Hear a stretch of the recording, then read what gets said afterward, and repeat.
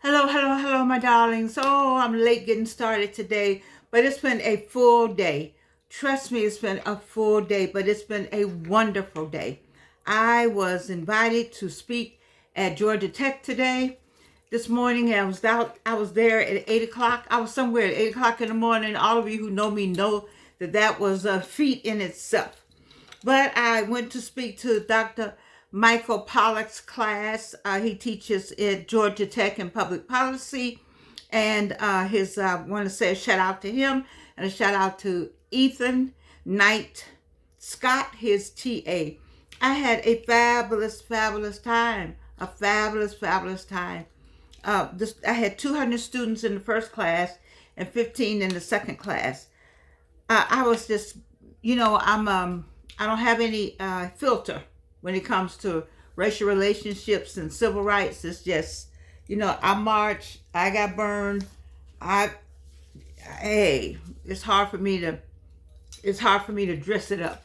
So I think they enjoyed my responses to the questions that they asked. But I want you to know you are at a slice of life.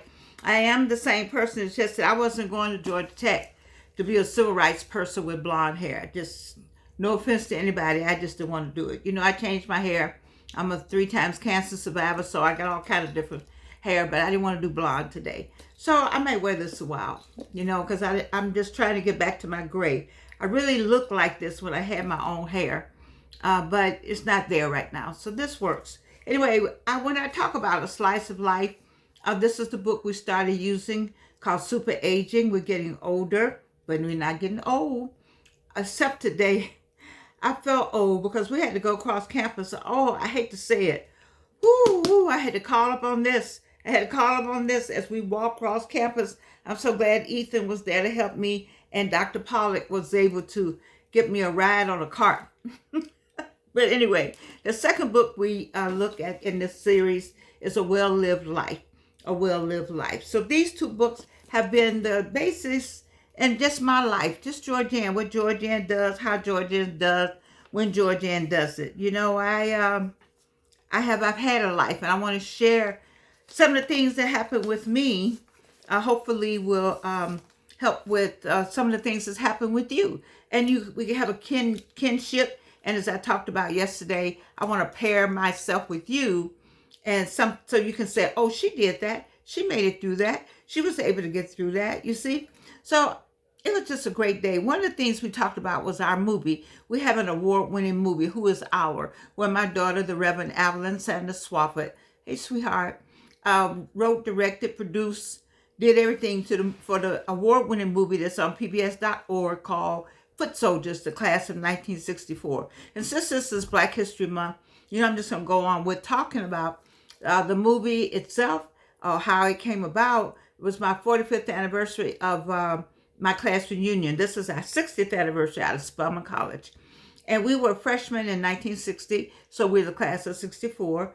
And the upper class and the student leaders, including Dr. Herschel Sullivan Challoner now, the late Lonnie King, and Charles Black, they came to us and talked to us about the inadequacies that were happening with the city, and eating establishments and schools and Grady Hospital and all those places I was not familiar with. I thought that I was a liberated young Black woman that was an American. I found out later I was colored. I was Negro. I was Black. I missed some of that growing up. Our parents did shelter us, and keep us keep us protected. I think it was very protective the way our parents did, myself and my siblings.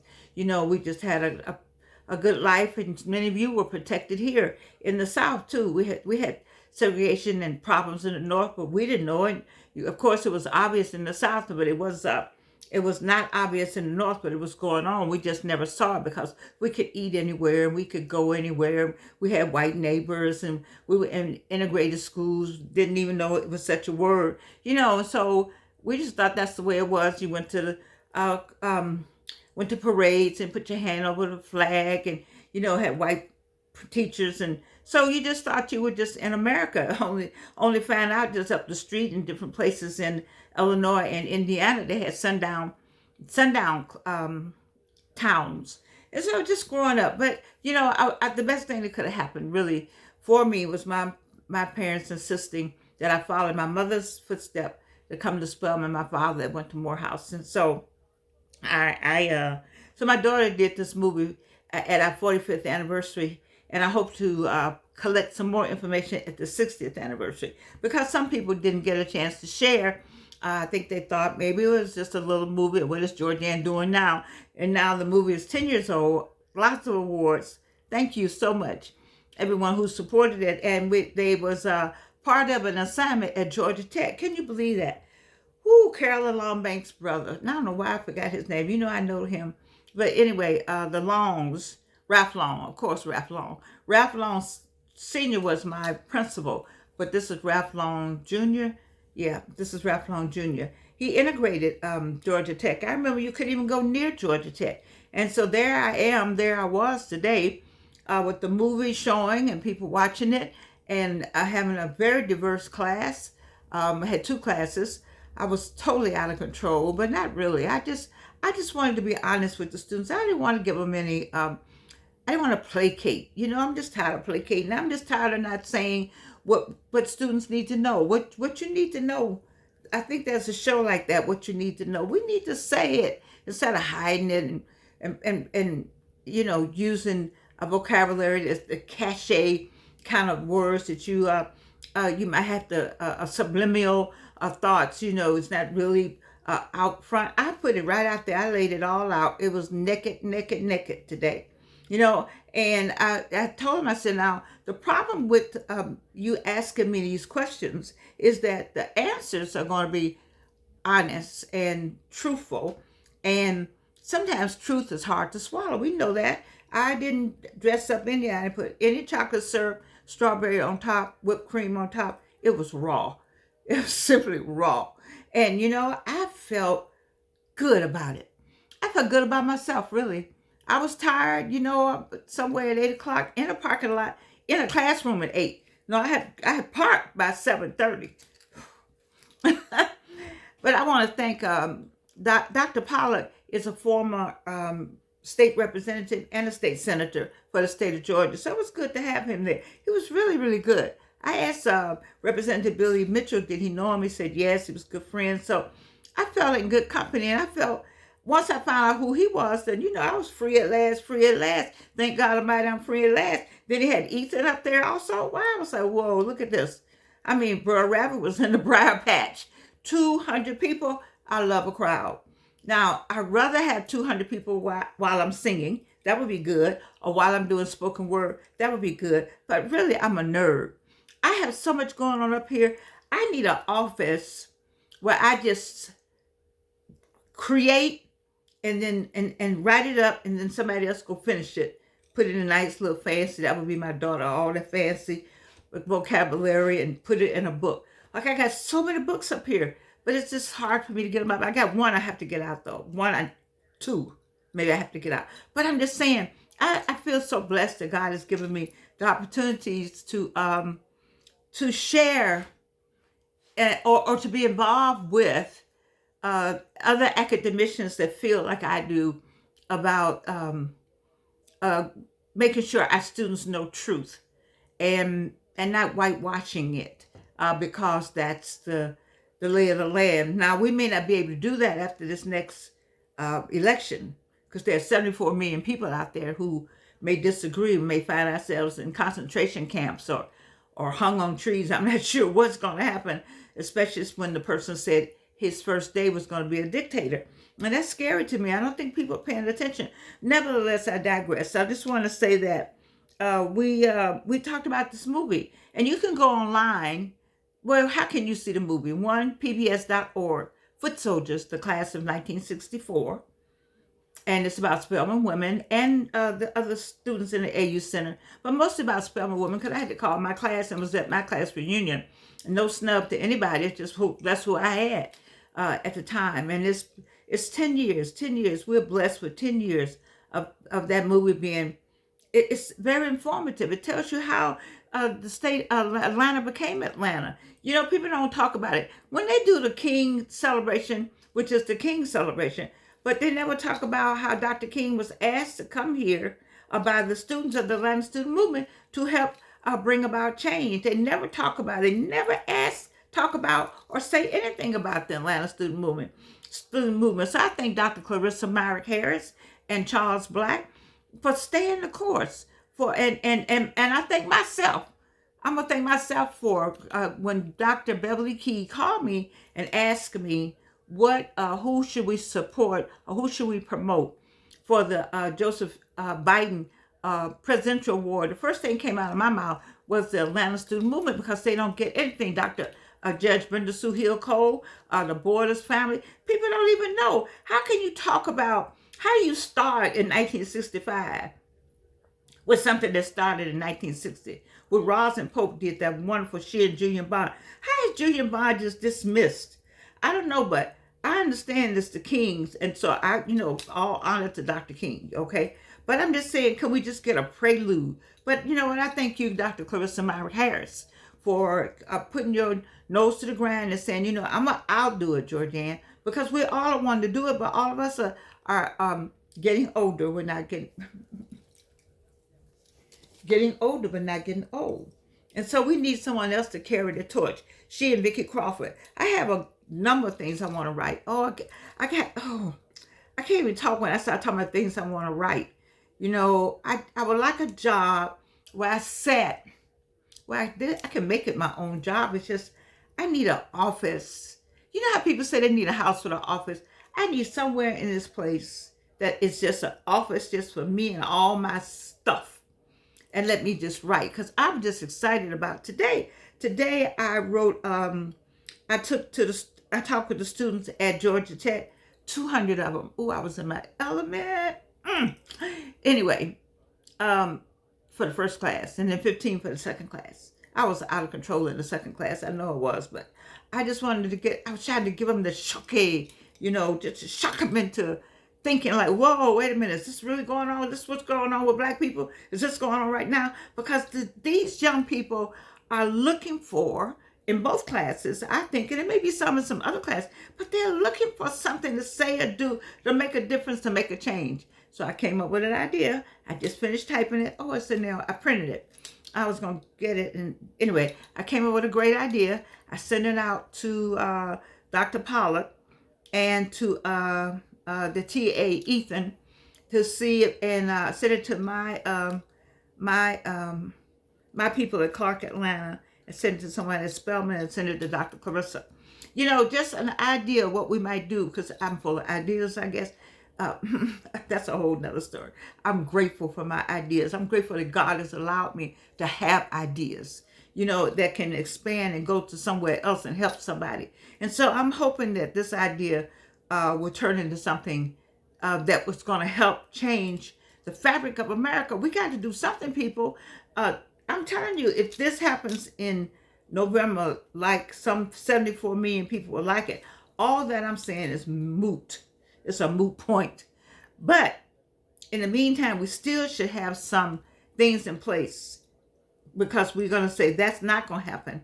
We're still going to have the present president, and we can take these ideas that we are collectively doing and collaborating on and working on, because you have to have things already in place to move them in position. I'm hoping that what I'm talking about that can get moved by the powers that be, people who know President Biden. And I have a couple of things up there already. I have one thing up there already that I'm hoping that will get him to do an executive order on. And then this thing right here that I'm asking Dr. Pollock, Professor Pollock, to do. We'll see what happens.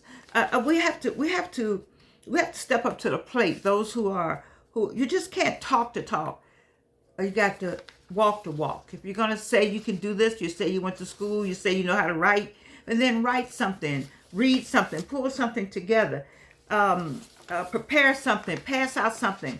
I think Dr. Pollock said his class was in the position now. They have series of things that they do, and one of the things they do is act. And so he was looking for an opportunity for them to act as a part of their final for the class. And I said, okay, let me give you my idea of what an act would be. And not necessarily what we did, but let me give you another idea. And so who am I? I don't know. I'm just nerdy like that. I like nerdy people too. My daughter's real smart. I try to stay with people who are really, really smart, and they don't mind having nerdy people around them like me, because I'm also a creative person that sings and all that other stuff. But anyway, what I didn't get a chance to talk about today with them, and I really want to talk about psychopathologies that Frantz Fanon, and so I don't know when I'll get a chance to talk about that, because I got this thing between Frantz Fanon and his whole, as you know, it was a psychological study of colonialism. And when I first went to Spelman, I wanted to be a clinical psychologist. So I would be drawn to this. Anyway, I wanted to be I got to be a French major because of something else that happened. But the clinical psychology thing has remained with me. And so when I saw this psychological study of colonialism, which is what the psychiatrist Frantz Fanon did when he wrote his books, then I was thinking like, wow, I need to expand on it. So I did have a lesson. on psychopathologies, and my students, I think they got it. I think they got it. I'm not going to say it that way. I know they got it, because if you read Frantz Fanon, then you'll get it. And so one of the things I think I wanted to talk about, what did he say that I want to say with Fanon explored the nature of colonialism and racism and the psychological damage they cause in colonial peoples and in the colonizer. And so, the reason why I like what he said, I'm going to say it again, Fanon explored the nature of colonialism and racism and the psychological damage they cause in colonial peoples and in the colonizer. And that's what attracted me to this piece is into him, besides the negritude part of what he does, was that Freire said the same thing. Pablo Freire said it's the colonizer and the colonizer and the colonizee. There's a connection. But Pablo says that, of course, to be is to be like, and to be like is to be like the oppressor. And he also talks about how how it's up to the oppressed to help the oppressor free himself. And so I liken some of this to Fanon, but I'm not going to do that, because I'm like, oh wait a minute, this is not a class I'm doing here. But I just wanted to share with you some of the ideas that I like to expand on. There's a piece that I like. There's a psychiatric disorder piece that I like to apply also to this. When we talk about when is a what am I going to call it? Oh Lord, let me think about what I'm saying. When is a problem? Oh yeah. When is a problem a disorder, and when is a disorder a problem? When does a problem become a disorder? That's a serious question right there, And this publication that I like that talks about when a problem becomes a disorder, you could connect this paper with Frantz Fanon's paper, and then you connect that paper with parts of Pablo Freire, you see, and then you connect that, then you throw some music on top of that. I got something for you, man. You in my class, you take my class, I got something for you. So anyway, I'm not going to do all that tonight, but I just want to share with you. I took all these papers with me to talk about in the class, because I really wanted them to get this psychopathology piece connected with the conceptualizing psychiatric disorders. You see, I want to get the psychiatric disorders and the psychopathologies piece. I want to get them together so that we can, in the midst of that, We could talk about when is a problem, when a problem becomes a disorder, and apply that to racism. Ooh, it took me a long time to get to that. I'm gonna come off of that now. I think that's enough. I'm just, oh my goodness. I got another thing that I want to do, but I just don't have time to just get it all done. I need a secretary. I need a whole office and a person that's what I just said just now. Just write all that up for me. And then bring it back. Let me hear how it reads. And then let me break it down even more. Because I have to break this down even more. I got something I want to break down. See, everybody's talked about Dr. King. I got a piece that nobody's talked about. Nobody's talked about. And I haven't said a word because there are people who will take your ideas, or I just want to know what you're saying. And I don't want to do that. I don't need you to know what I'm saying. Excuse me. I got to get these back. You like this hair right here? I kind of like it. I found it in the bottom of something,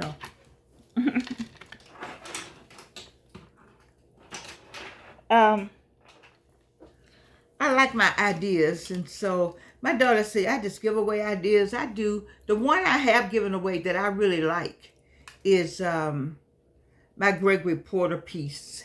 How I want students to break down that painting on canvas.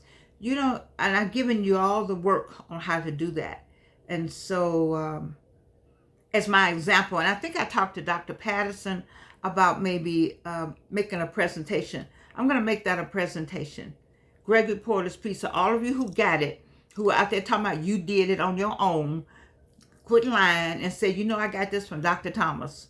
Just go on and say, I got it from Dr. Thomas. But you're not going to do that because, people. But it's all right because I'm going to do a presentation on it. All right, so listen. This is a slice of life from Black History. How about that? I couldn't figure out what it was. I had on all this today. I'm hot now, but I had to put on, because I didn't know what to put. I didn't want to wear, normally I would wear a suit, but then my legs would be out. A nice suit. And I didn't know how far I had to walk. I am so glad I didn't go like that. I'm glad I put on, but this is nice. No cashmere sweater, cashmere shawl, cashmere pants. Just delicious. Of course, I didn't pay full price for anything. That's why I can talk about stuff. Y'all pay all that money. Jordan don't pay all that money, honey. But anyway, because it was cold this morning. But Michael, I didn't know him like that. Do you know he waited outside for me to turn in and park my car? And then he took me in his car, his truck, to the front of the building where I needed to be taken. I left my cane too in the car. But you know what? A cane wouldn't have helped me. It was that far away. Georgia Tech is huge. Once you go through those gates, Lordy, thank you so much for having me over there. I don't know if I'll ever get back. They're probably like, ooh, lock the gates. Here she come. But you know what? I loved it. Just like I love you. And you can't do anything about it. Oh, hallelujah.